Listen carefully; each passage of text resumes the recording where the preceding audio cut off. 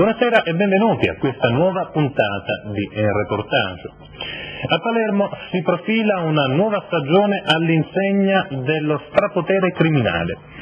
A lanciare questo allarme, questo messaggio dai canali della TV di Stato è stato un personaggio autorevolissimo, il giudice Giovanni Falcone, lo stesso giudice che ora ha deciso di lasciare Palermo quasi a simboleggiare l'abbandono dello Stato di una guerra, quella contro la mafia, che sembra irrimediabilmente perduta.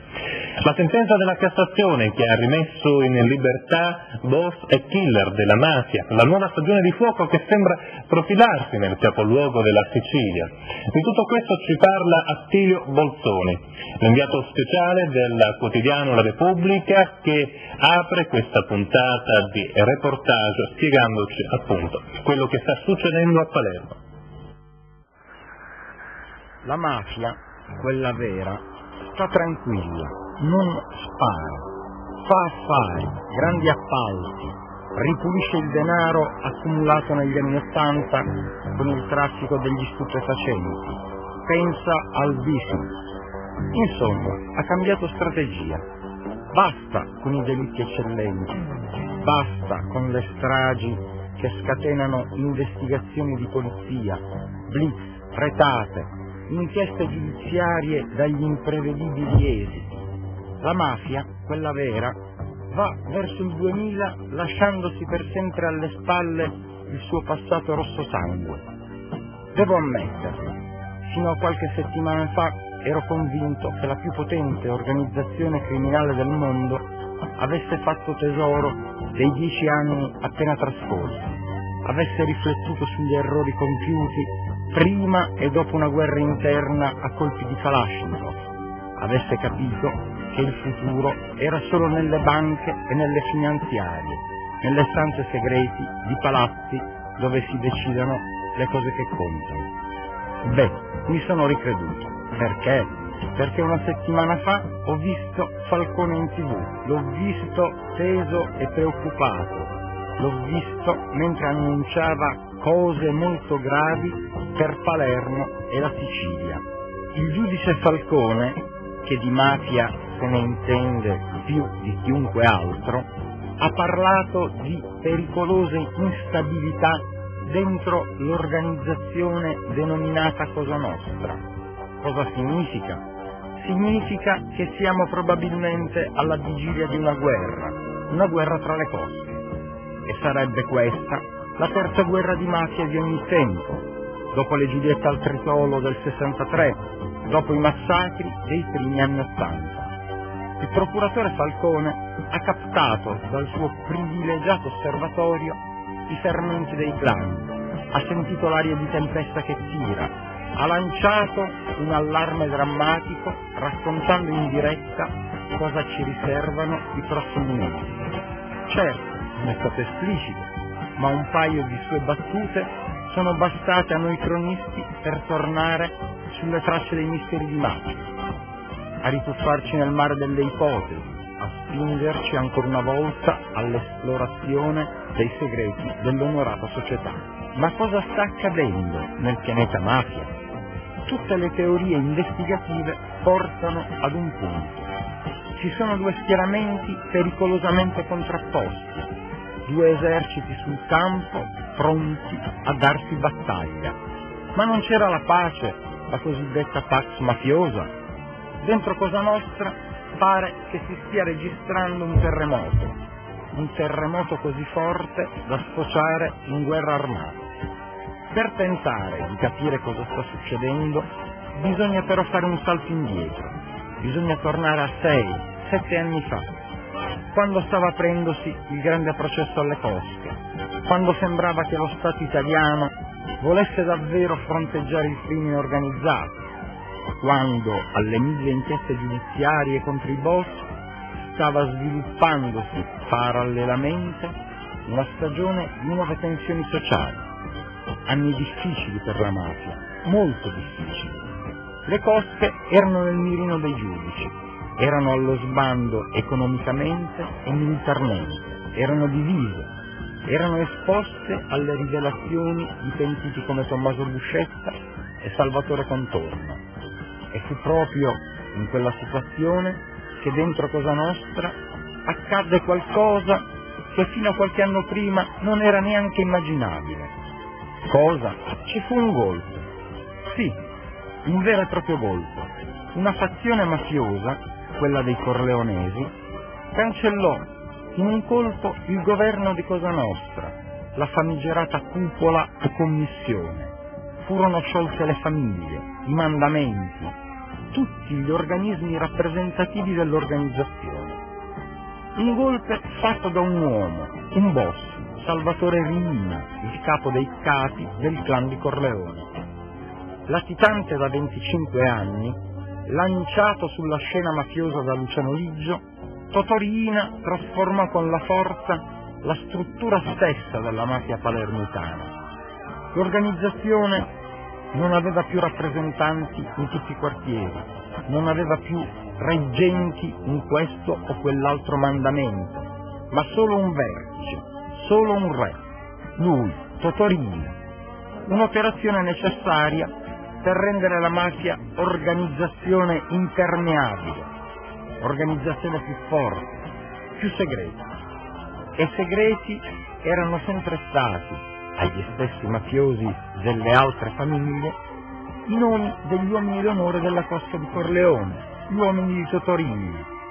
Una precauzione, la carta vincente di ogni guerra mafiosa. A pagare il conto di questa sorta di ristrutturazione di Cosa Nostra furono molti clan, soprattutto quello del Papa di Ciaculli, Michele Greco. Una volta il Papa era il capo della cupola, anno dopo anno divenne uno strumento dei Corleonesi, l'uomo di paglia di uno schieramento che aveva alle spalle sempre Totò Riina. Ed è proprio questa la ragione della guerra che si annuncia oggi. Nella mafia ormai c'è un dissenso generale nei confronti di Riina, c'è voglia di rivolta, c'è chi vorrebbe far fuori il dittatore dell'organizzazione.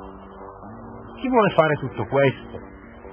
Le prime indiscrezioni investigative dicono che c'è stata una frattura nello stesso clan di Corleone, una rottura tra Totò Riina e Bernardo Provenzano, un altro superlatitante, un altro inafferrabile boss legato a doppio filo a Luciano Liggio. È vera questa frattura? Sono solo fantasie investigative? Solo voci di terza mano raccolte magari da qualche confidente interessato? Pare che ci sia qualcosa di più. Qualcosa accaduto a Bagheria, postazione strategica della mafia palermitana. Lì il boss provenzano aveva piazzato 2 suoi uomini come supervisori della famiglia, tali Giuseppe Leggio e Bartolo Castronovo. I 2 dovevano garantire un certo ordine, dovevano insomma comandare. Ma dopo 2 giorni e 2 notti, dalla nomina di capi di Bagheria, i 2 sparirono, furono inghiottiti dalla lupara bianca. 2 fedelissimi del potente Provenzano fatti fuori. Chi poteva osare tanto? Il pentito Francesco Marino Mannoia un sospetto ce l'ha. Dice che è stato Salvatore Riina. Aggiunge poi che tra Riina e Provenzano le cose non vanno tanto bene come sembrava. Ma non è tutto. Dall'altra parte, dalla parte dei Greco di Ciaculli e di Croceverde Giardini, pare che si stiano riorganizzando. Ci sono molte famiglie che hanno stretto alleanze con il Papa, altri clan che sono in rapido avvicinamento a Ciaculli, cosche che non hanno mai sopportato lo strapotere di Riina e dei suoi invisibili corleonesi. Un intreccio di pazzi, un pericoloso segnale per Corleone. Questa, in sostanza, la situazione del pianeta mafia all'inizio degli anni 90. Una forte turbolenza interna aggravata anche dal fallimento della politica giudiziaria. Il primo maxi processo alle cosche è andato in fumo, gli altri sono sulla stessa strada. I boss condannati all'ergastolo in primo e in secondo grado tornano in libertà grazie alle sentenze della Cassazione. Le carceri si svuotano di mafiosi, pericolosissimi sicari passeggiano tranquillamente nelle strade di Palermo e sorseggiano indisturbati il loro caffè ogni mattina alla buvette del Palazzo di Giustizia. Era eccessivo l'allarme del giudice Falcone? Credo di no, anche perché i magistrati hanno appena ricevuto una segnalazione. C'è qualcuno che vuole uccidere un giudice, un attentato di grosso livello, con due scopi: far fuori un nemico nella mafia e uno nell'antimafia. C'è una costa che ha preparato un piano, vuole assassinare un magistrato per scaricare poi la colpa su un'altra costa. Sofisticate strategie di depistaggio per dare inizio alla battaglia, per aprire alla grande la nuova stagione di terrore. Giardina Gallotti, è frazione periferica di Agrigento, 3.000 abitanti, un degrado irreversibile. Di questa realtà abitativa ci siamo occupati in una precedente edizione di reportage alcuni anni fa e già allora le nostre immagini documentarono le drammatiche condizioni di vita di quella gente. Da allora poco sembra veramente cambiato. Carmelo Sardo è andato infatti a verificare per reportage quello che accade a Giardina Gallotti e ne ha tratto queste considerazioni.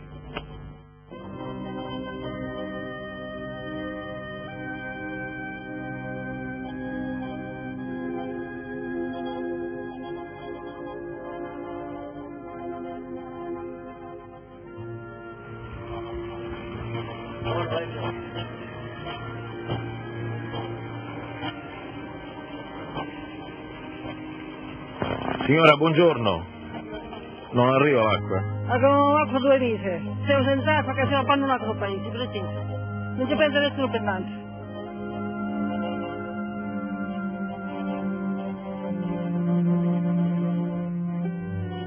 E lei ora con quest'acqua cosa farà? Non la può bere, certo. Come vivere? Cosa di darla al male, di lavare, che si fa per vivere a cattare una bottiglia. E per cucinare come fa? Con la... Per cucinare. Per cucinare, quando mi viene mal posta, cucinare. Quando mi ne posta, arriva una sera che posso cucinare per acqua. Non ha potuto cucinare per l'acqua? Esatto, propriamente.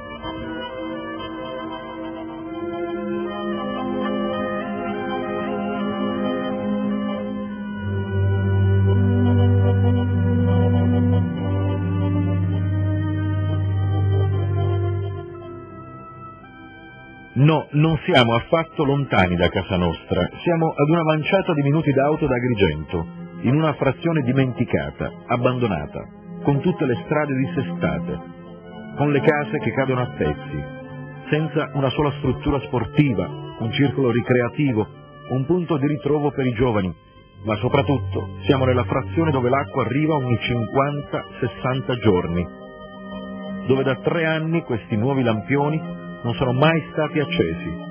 Siamo a Giardina Gallotti.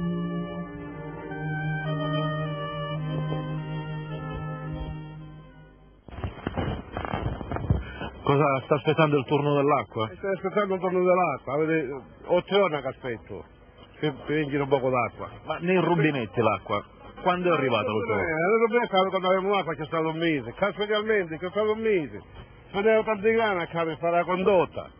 Allora ora 6 mesi che è fatta, ha combinato tutto a mezzo fango, a mezzo stero, non si sa che fine finisce. Ma questa cosa che mi dà adesso con l'autobotte, ci potete bene, cosa ci fate con Ma questa? più bene a Seculiana vai, a Seculiana non c'è l'acqua di cose, di Borgio Favara.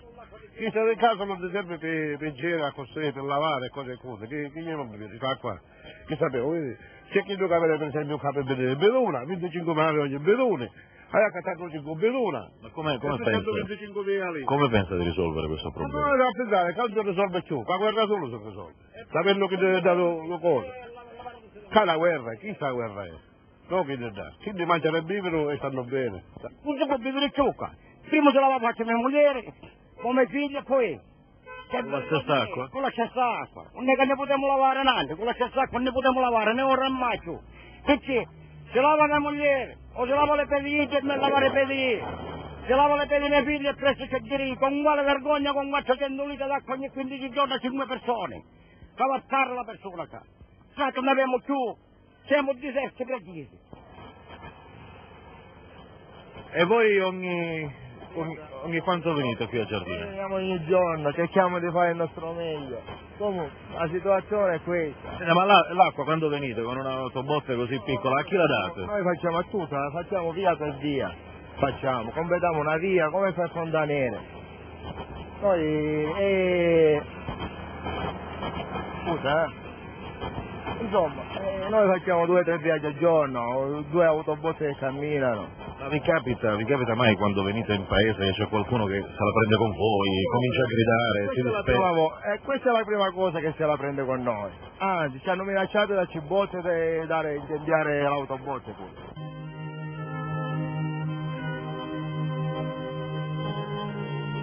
A Giardina Gallotti arriva appena mezzo litro al secondo di acqua, da Raffadali. Ci sono state rotture lungo la condotta che ne hanno impedito l'afflusso. La penuria ha scatenato la corsa all'autobotte, attesa quotidianamente quasi fosse una manna dal cielo. Le strade poi, non ce n'è una sola asfaltata. Sono state sventrate per rifare le reti idrica e fognante. Non le hanno più sistemate.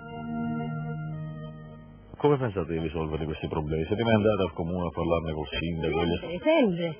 E cosa vi dicono? Mi fanno bene, non me nulla. Come dei gatti, che pure me non danno nulla. È così. Sarà certo che è un po' desolante vivere qui, o no? A volte sono desolante, mancano tutte cose. Qual è il problema più grosso secondo lei? Qual è? Che mangiare acqua, carriare sempre acqua, sempre è vero, a rompere le macchine, la luce che a casa non si può camminare, viene qualcuno e si arrazzola. È vero? Cosa? Le foglie ne mangiano lasciate sotto la rotta, che dannate completamente. Di murare, non potevamo murare, facciamo tanto stesato, all'ultimo ne fecero lo sigillo, non potevamo fare niente, che bello è. Tanto ce l'angelo murano e l'angelo che non potevamo murare più. E l'acqua signora, l'ultima volta che è arrivata? Una volta manca già di 2 mesi l'acqua, avete 2 mesi. 2 mesi? 2 mesi, senza acqua. Come fate? Quella per bene la comprate immagino, no? La voleva comprare, siccome potevano girare, l'abbiamo carriato, disse pozzola. A Giardina Gallotti c'è una scuola elementare e una sezione staccata della media Quasimodo, la cui sede centrale è a Villa Seta. In questo edificio che vedete qui alle mie spalle ci sono 3 classi, una prima, una seconda e una terza, complessivamente ci sono 36 alunni. Siamo venuti a trovarli, il preside, il professor Lobue, gentilmente ci ha permesso di avvicinarli e io vorrei innanzitutto sapere come trascorre qui un giovane a Giardina Gallotti il tempo libero. Andando al bar, insomma, uscendo, fare delle passeggiate, andando in campagna, così. Ma attività ricreative non ce ne sono, so che non ci sono strutture sportive? No, niente. Solo giocare in mezzo alle strade, questo. Ecco, immaginiamo adesso per un attimo di avere il sindaco di Agrigento qua davanti. Ecco, che cosa gli chiederesti come problemi più grossi da risolvere a Giardina, indipendentemente dal fatto che tu sei una giovane? L'acqua, che tu ogni quanti giorni arriva, tu lo sai? Sì, arriva, però come? Poco e basta. E poi le strade pure, perché le strade non si può proprio camminare. E la scuola, una palestra. Noi ragazzi praticamente non sappiamo dove andare il pomeriggio, stiamo sempre a casa, rinchiusi alla tenda. Ma non andate ad Agrigento, per esempio? No. Perché? No, ma anche no che non c'è permesso, perché se ci fosse la possibilità anche per i genitori. Il tempo si passa di solito a casa, oppure non lo so, c'è qualche amica, non lo so, si esce, si fa fare delle passeggiate, ma anziché facciamo delle passeggiate dov'è che andiamo? Per esempio da casa mia verso queste parti qui sotto, ma non è che c'è qualche posto dove andare a divertirsi. Sì, la cosa che tu vorresti subito, tu che sei una giovane qui a Giardina, quale sarebbe? Una cosa soltanto, per esempio. Questo, fare qualcosa, un divertimento, creare un divertimento per i giovani, qualcosa di diverso, perché c'è molta monotonia, veramente. Come mai qui a Giardina Gallotti, con tutti questi problemi, non avete pensato di costituire un comitato di quartiere per portare avanti appunto questa battaglia? Ma il comitato di quartiere qui se ne ha parlato circa un anno fa a Villaggio Moseni, che c'è stata un'assemblea lì con tutto l'intervento di alcuni uomini e politici, in attesa che devono fare su consiglio di quartiere, mentre siamo già a questo punto e ancora non si vede niente. Ora non so di che dipende del sindaco, dell'amministrazione, oppure dei cittadini locali, io questo qui non so rispondere. Senta, io so che qui c'era un vecchio progetto secondo il quale molti cittadini di Giardina Gallotti avrebbero preferito che Giardina diventasse un comune a sé e non una frazione di Agrigento? Se ne parla ancora? No, non se ne è parlato più perché c'è il dissidio interno, di vari correnti politici c'è questo dissidio che non si mettono d'accordo e quindi non se ne parla e neanche si interessano di poter portare qualche cosa di buono.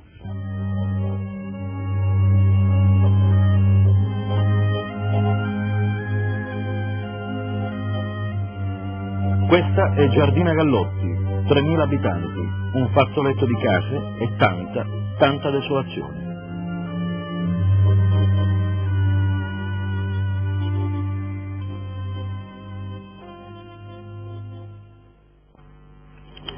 Cambiare vita si può dimenticare l'esperienza traumatizzante della prigione, il passato malavitoso e ricostruirsi una vita tra gli onesti.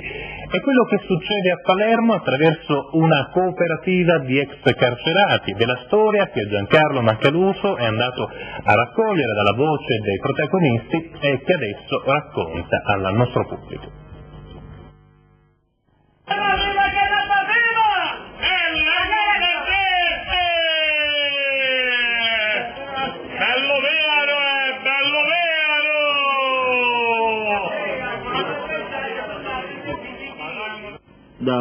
Da piccolo sono stato a riformatorio a 9 anni perché rubavo.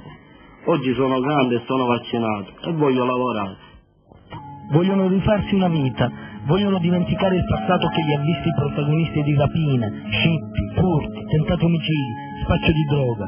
Sono usciti dal carcere pensando che in fondo cambiare vita non sarebbe stato difficile, assicurare ai loro figli un'esistenza dignitosa, tranquilla, senza problemi, senza il pericolo di ritornare in carcere, senza più l'incubo di una cella che li strappi per anni all'affetto di una moglie, di un figlio, da rivedere chissà quando.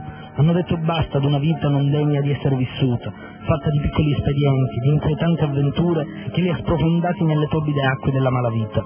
Ma si sono sbagliati. La vita per un ex detenuto è difficile. Impossibile trovare un lavoro, bisogna fare i conti con la diffidenza e l'ostilità della gente, del datore di lavoro che appena sente di ex carcerati fa una smorfia e gentilmente dice «mi dispiace, non ci sono posti disponibili» e chiude la porta in faccia a chiunque di loro si presenta.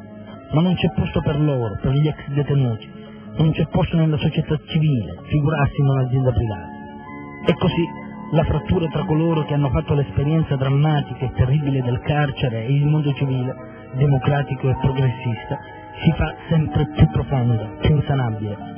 Altro che rieducazione e reinserimento del condannato. Alla luce della realtà il dettato costituzionale appare falso, sembra il frutto di una mera elaborazione concettuale. Sindaco Lovasco non ci dà nessuna possibilità di poterci inserire e non ho più dove andare. La mia vita oggi è distrutta perché tutti chiudono le porte. Sono disoccupato al massimo, a collocamento non si fa niente. Oggi per andare a collocamento, prima di lavorare, devi pagare, perché tanto vale che me ne vado a rubare, non ho altro. La verità è che per un ex detenuto non c'è speranza. Il riscatto per lui non è possibile, neanche dopo aver pagato per gli errori commessi. 10, 15, 20 anni di galera non bastano per farlo ritornare persona normale, cittadino degno di considerazione e portatore di diritti, al pari di un uomo libero. Una condizione difficile da sostenere che si fa ancora più pesante se la città in cui si vive si chiama Palermo, con 1000 problemi che le insidiano, non ha tempo per pensare a un ex detenuto e lo lascia marcire facendogli ogni tanto delle promesse che non si realizzeranno mai. 26 anni, ho fatto un anno di carcere, uscendo, non sapendo cosa fare, siamo andati a collocamento, non ci sono possibilità di lavorare, ho un bambino malato di cuore e nessuno si provvede a fare niente. Per cui ho una moglie a carico e un bambino e ci sono tutte le porte chiuse. Ma ci sono alcuni ex detenuti che non demordono, che sperano di riuscire a trovare un'occupazione sia pur precaria. Si sono raggruppati e hanno creato un'associazione che si chiama Movimento per una vita nuova. Vi aderiscono più di 150 persone che svolgono attività di sensibilizzazione. Lo Stato li ha abbandonati e loro cercano di uscire dall'isolamento riunendosi e progettando iniziative che possono farli sentire ancora vivi, non definitivamente smarriti. presidente di un comitato degli ex detenuti.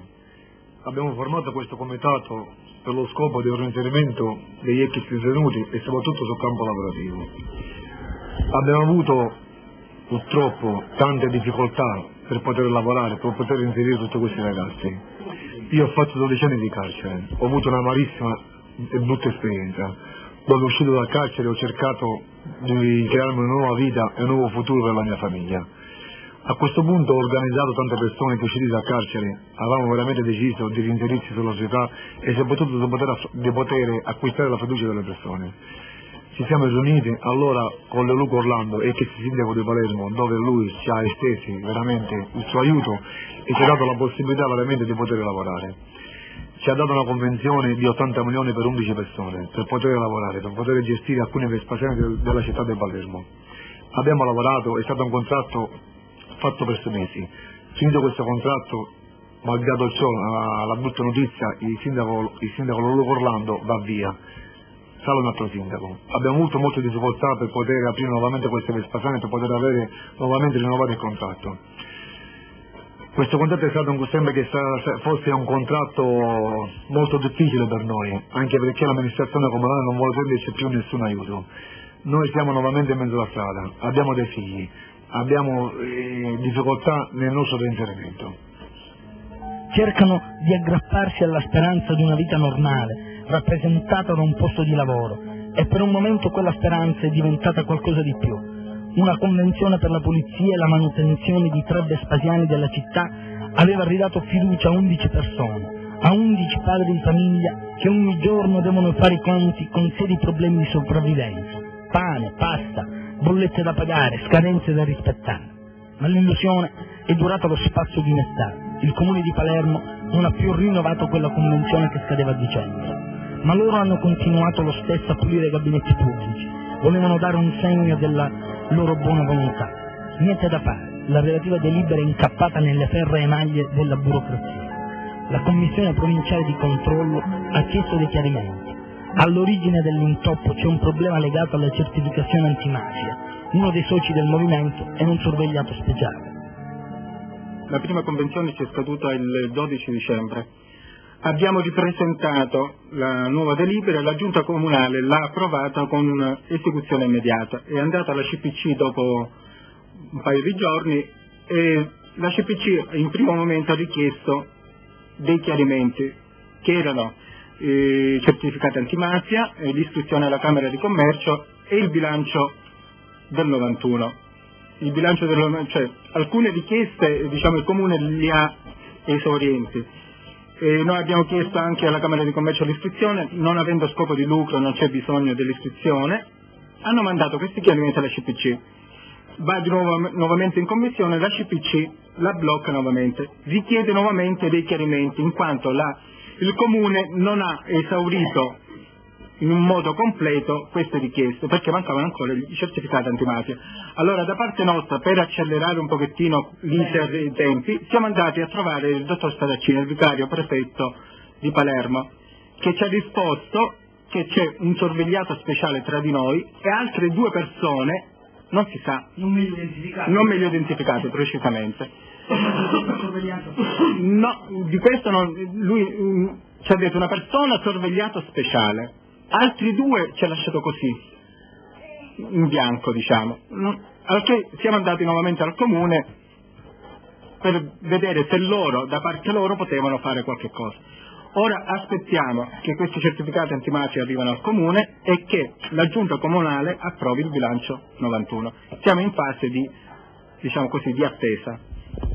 Basta una semplice formalità burocratica per infrangere un sogno coltivato per anni dentro una cella del Luciardone. Secondo me a Piazza Castelnuovo, dove gli operai facevano 3 turni al giorno, dalle 8 a mezzogiorno, da mezzogiorno alle 16, dalle 16 alle 20. C'erano 3 turni stabiliti per questi operai. Giustamente ora, una volta che ci è scaduta la convenzione, questi Vespasiani sono rimasti chiusi dopo non aver effettuato 3 mesi di lavoro di nostra spontanea volontà senza essere pagati dall'amministrazione comunale. Ora questi Vespasiani noi li abbiamo chiusi perché non intendevamo più continuare a lavorare senza essere pagati. Intanto loro sprofondano nuovamente nella disperazione. Gli si ripresenta con angoscia il problema di portare avanti la famiglia, di sbarcare il lunario, di dare qualcosa da mangiare ai loro figli che non vogliono saperne, di certificazione antimafia e di commissioni provinciali di controllo.